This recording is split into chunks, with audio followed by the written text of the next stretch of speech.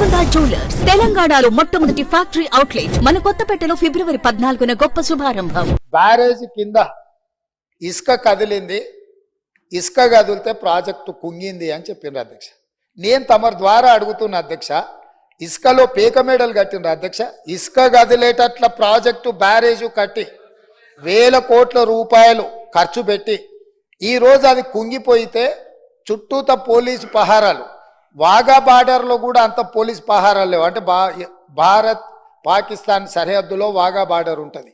అంటే పాకిస్తాన్లోకి వెళ్ళాలి అని అంటే అక్కడ మొత్తం శత్రు దుర్భేద్య విధంగా పహారాలు కాస్తుంటారు పోలీసులు, అక్కడ ఉండే ఆర్మీ.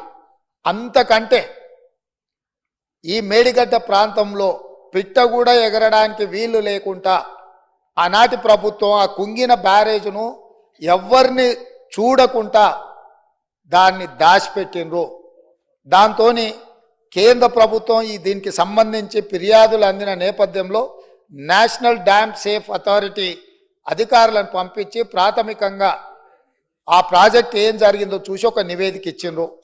ఆ కేంద్ర ప్రభుత్వం నుంచి ఇచ్చిన సాంకేతిక నిపుణులు ఇచ్చిన నివేదికను కూడా గత ప్రభుత్వం తప్పుపట్టింది. ఆ తర్వాత కాంగ్రెస్ అధికారంలోకి వచ్చిన తర్వాత అక్కడ జరుగుతున్న పరిణామాల నేపథ్యంలో కొంతమంది అధికారులు ఆఫీసుల నుంచి ఫైల్స్ మాయం చేసిందని టీవీలలో పేపర్లలో పెద్ద ఎత్తున వచ్చింది. తక్షణమే ప్రభుత్వం తేరుకొని విజిలెన్స్ అండ్ ఎన్ఫోర్స్మెంట్ అధికారులను మీరు ఆ ఫైళ్ళు మాయమైన ఏమి మాయమైనాయి, ఎవరు మాయం చేసిండ్రు, అదేవిధంగా మేడిగడ్డ అన్నారం ప్రాజెక్టులలో జరిగిన అవకతవకల మీద మీరు ఒక నివేదిక తయారు చేయండి అని చెప్పి ప్రభుత్వం ఆదేశాలు ఇవ్వడం జరిగింది. సాగునీటి పారుదల శాఖ మంత్రి ఉత్తమ్ కుమార్ రెడ్డి గారు సూచన మేరకు ఈ ఆదేశాలు ఇచ్చినాం. వాళ్ళు పూర్తి స్థాయిలో వీటన్నిటిని పరిశీలించి ప్రాథమికంగా ఒక నివేదిక ఇచ్చారు. అందులో తీసుకున్న నిర్ణయాలు కానీ, లోపభూయిష్టమైన నిర్మాణాలు కానీ, నిర్వహణలో జరిగిన నిర్లక్ష్యానికి సంబంధించిన చాలా విషయాలను వాళ్ళు నివేదిక ఇచ్చిండ్రు. ఆ నివేదిక నేపథ్యంలో ఇప్పటి వరకు చాలామందికి సభ్యులకు కానీ రాష్ట్ర ప్రజలకు కానీ అక్కడ ఏం జరిగిందో ఏమైందో సంపూర్ణమైన సమాచారం లేదు. ఈరోజు కొత్తగా ఎన్నికైన శాసనసభ్యులు సగానికి పైగా ఉన్నారు.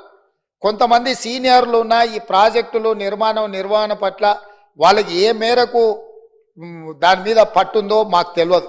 అందుకే మేము ఒక మంచి ఆలోచన చేసి ఉప ముఖ్యమంత్రి గారు ఆ మంత్రిని శాసనసభ నియోజకవర్గం నుంచి ఎమ్మెల్యేగా ఎన్నికై ఈరోజు మంత్రిగా IT and industries legislative affairs మినిస్టర్గా ఉన్న దుద్దిల్ల శ్రీధర్ బాబు గారు మనల్ని అందరినీ అక్కడికి రాండి, మీరు అందరు చూడండి, అక్కడ ఏం జరిగిందో తెలుసుకోవాల్సిన బాధ్యత ప్రతి శాసనసభ్యుడు శాసన మండలి సభ్యుల మీద ఉన్నది. రేపు ఈ సభలో జరగబోయే చర్చలో కల్లారా చూసి ఇచ్చిన నివేదికల మీద మనం చర్చ చేపట్టాలి అని చెప్పి వారు సూచన చేసిండ్రు. ఈరోజు మంత్రి గారు కూడా నిన్న అంతకంటే ముందు మొన్న ఇదే సభలో మంత్రి గారు కూడా అధికారికంగా లేఖలు రాసిండ్రు. ఇంక్లూడింగ్ ప్రధాన ప్రతిపక్ష నాయకుడు కల్వకుంట్ల చంద్రశేఖరరావు గారికి, అదేవిధంగా భారతీయ జనతా పార్టీకి, ఎంఐఎంకు, సిపిఐ సభాపక్షాలకు అందరికీ కూడా ఉత్తమ్ కుమార్ రెడ్డి గారు లేఖ రాసి ఈరోజు 10 గంటలకు సభా సమావేశాన్ని ఏర్పాటు చేసుకొని దీని మీద ఆహ్వానం పలికి ఆ తర్వాత మనము అక్కడికి బయలుదేరదామని చెప్పడం జరిగింది అధ్యక్ష.